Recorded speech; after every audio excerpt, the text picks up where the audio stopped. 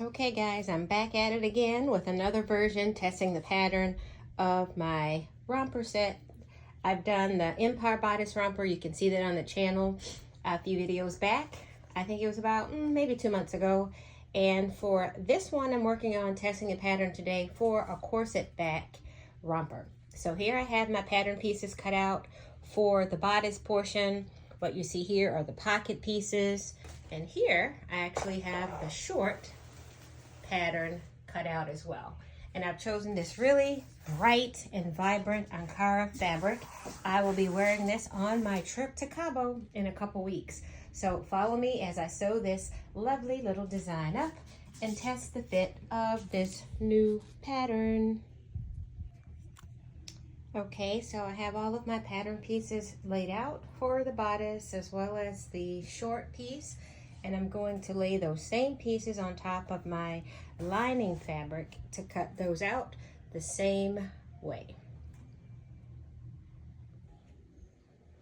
Okay, so moving on to the sewing process, I have the bodice pieces number 1 or center front that was cut on the fold here. Sorry, right there. And then I have the side front, 2 of those. And I'm going to stitch each of these at my 5/8 inch seam allowance, half inch seam allowance around the sides here. So pieces 1 and 2, stitch right sides together.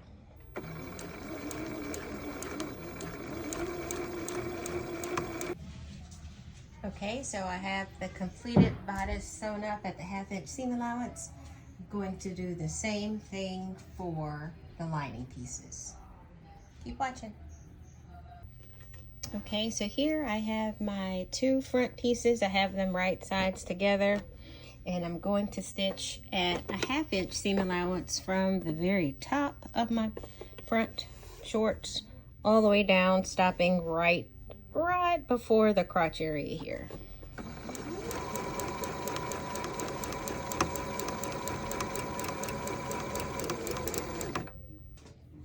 Okay, so moving on to the short pocket. This is the actual front. I have the front because this is going to be a back zipper closure. I've basted the front closed here. I have my pattern piece laid out and cut for my pocket facing, right sides together. Have all of that pinned, and I'm going to stitch that at my 1/2 inch seam allowance all around here and the sides, all around here and the sides. Okay, here, so let's turn my angle around here. So this is still the front part of the short.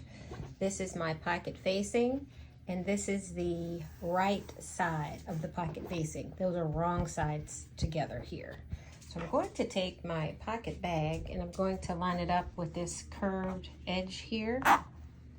This curved edge, the top part will meet here. Line that up all around with your curved edges here and pin. And you want to make sure this is lined up over here as well on your side seam. And what you'll have at the top, you'll see your raw edges here at the top. And then on the opposite side, you actually have the waistline portion, and this is where the your hands go in to form your actually finished pocket. So I'm going to stitch that at my 1/2 inch seam allowance. Okay, so I have the front of the shorts completed.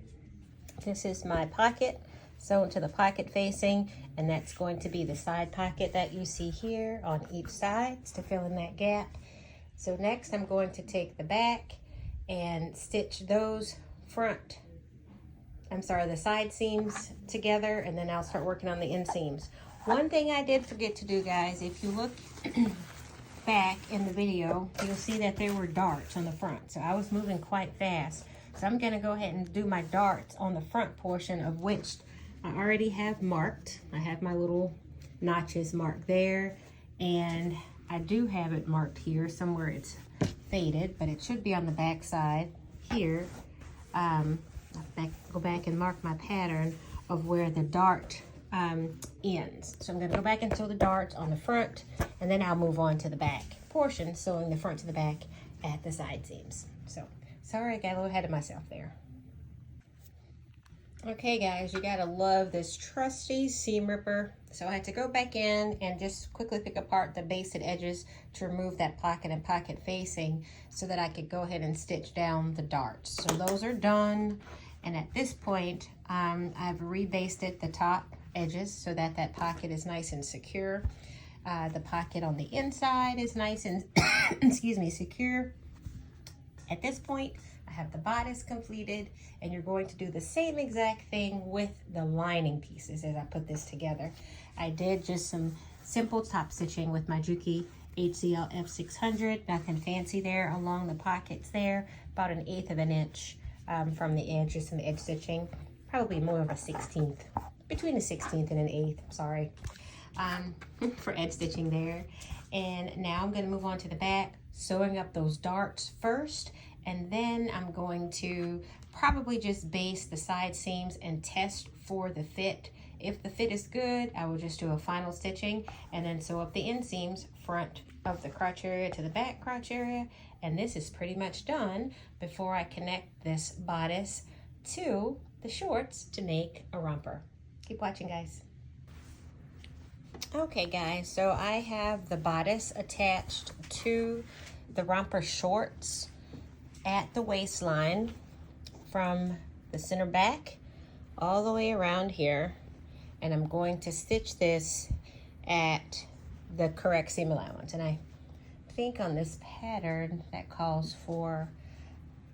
really calls for a 1/2 inch, 5/8 of an inch, but I actually changed it and I did a 1/2 inch for this particular design that I'm sewing up. I did change it to a 1/2 inch. So if I mentioned 5/8 of an inch earlier, it's really, I used 4/8 or 1/2 of an inch all around. Okay, here we go.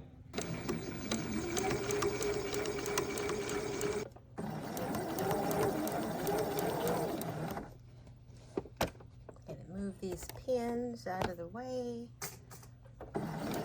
Make sure you're following your correct seam allowance.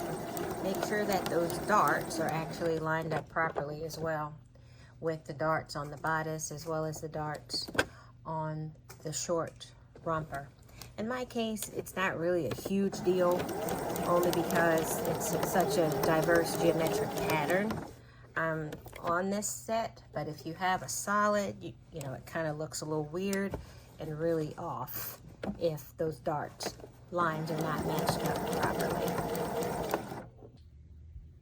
All right guys, so I have the bodice sewn up to the shorts for my little romper set, and there's a lot of work. It's like double work that goes into these, of course, because your lining is basically just a replica of your face fabric. So at this point I decide if it's for, you know, a client, do I want to do additional you know, boning, more cinching, more construction for a more fitted look, more controlled look to control either the waistline or the bust line.